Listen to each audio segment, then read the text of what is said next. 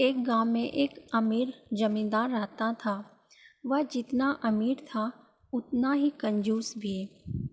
अपने धन को सुरक्षित रखने का उसने एक अजीब तरीका निकाला था। वह धन से सोना खरीदता और फिर उस सोने को गलाकर उसके गोले बनाकर अपने एक खेत में एक पेड़ के नीचे गड्ढा खोदकर डाल देता था। रोज खेत जाना और गड्ढे को खोदकर सोने के गोलों की गिनती करना उसकी दिनचर्या का हिस्सा था। इस तरह वह सुनिश्चित करता था कि उसका सोना सुरक्षित है। एक दिन एक चोर ने कंजूस आदमी को गड्ढे में से सोना निकालकर गिनते हुए देख लिया। वह छुपकर उसके जाने का इंतज़ार करने लगा। जैसे ही कंजूस आदमी गया, वह गड्ढे के पास पहुंचा और उसमें से सोना निकालकर भाग गया। अगले दिन जब कंजूस आदमी खेत में गड्ढे के पास पहुंचा, तो सारा सोना नदारद पाकर रोने पिटने लगा। उसके रोने की आवाज़ वहाँ से गुजरते एक राहगीर के कानों में पड़ी, तो वह रुक गया। उसने कंजूस आदमी से रोने का कारण पूछा, तो कंजूस आदमी बोला, मैं लूट गया, बर्बाद हो गया, कोई मेरा सारा सोना लेकर भाग गया, अब मैं क्या करूँगा। सोने किसने चुराया, कब चुराया? राहगीर आश्चर्य में पड़ गया। पता नहीं चोर ने कब इस गड्ढे को खोदा और सारा सोना लेकर 9-2-11 हो गया।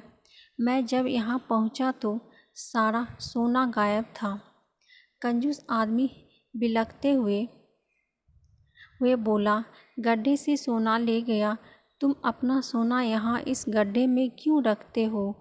अपने घर पर क्यों नहीं रखते?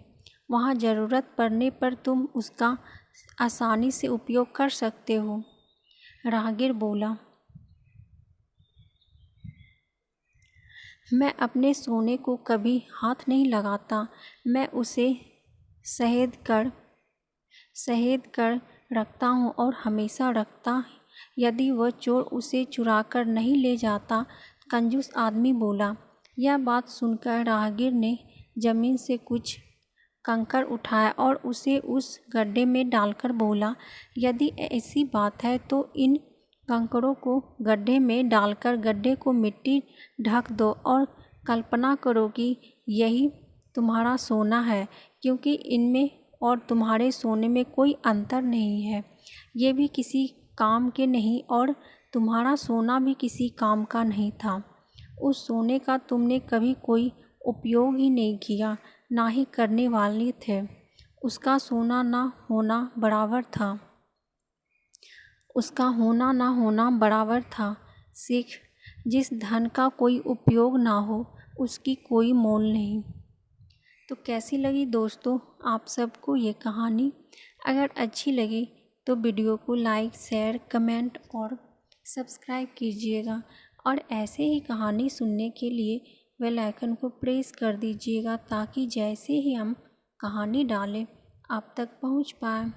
फिर मिलती हूँ एक ऐसे ही मज़ेदार कहानी के साथ। तब तक के लिए बाय बाय।